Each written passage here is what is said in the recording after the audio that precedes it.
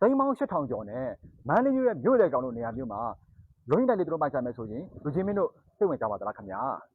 ကဲစိတ်ဝင်ကြတဲ့ဆိုပါကကျွန်တော်ခုမိတ်ဆက်ပေးမယ်လုံရင်းတိုက်လေးဟာဆိုရင်စေယုံကြီးအနီးဗန်နီးကြောင်နီးဇင်းနီးနားမှာဖြစ်ပြီးနှစ်ရှိနှစ်ကိုကြာခွန်သုံးခွန်လေးကြာမှာတည်ရှိတဲ့ယခုတိုက်လေးပဲဖြစ်ပါတယ်ခင်ဗျာ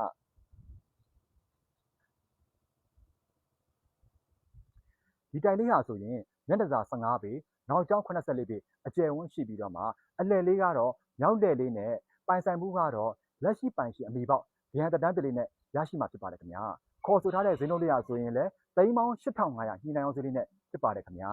ကဲဒီလိုဈေးနှုန်းချိုတာတဲ့လုံရတိုက်တစ်လုံးကိုမြို့လေကောင်တို့နေရာမျိုးမှာပိုင်ဆိုင်ခြင်းနဲ့ဆိုရင်တော့လက်ဦးမှုရဖို့တော့လိုမယ်နော်ကဲစိတ်ဝင်စားတဲ့ဆိုပါကမိုးရအိမ်ချမ်းမီရဲ့ဖုန်းနံပါတ်များကိုယခုပဲဆက်သွယ်ကုန်ကြမနေနိုင်ပါတယ်ခင်ဗျာ keeps on asking, did I leave you far behind? If you can hear me through the night.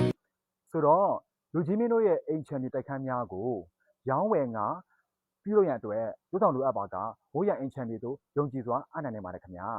ကျွန်တော်တို့မိုးရအိမ်ချမ်းမြေမှာအရှုပ်ရှင်းကင်းပြီးစားဆန်ပြည်စုံခိုင်မာမှုရှိသောအိမ်ချမ်းမြေတိုက်ခန်းများကိုသာအကျိုးဆောင်ပြုလုပ်ပေးပါတယ်ခင်ဗျာ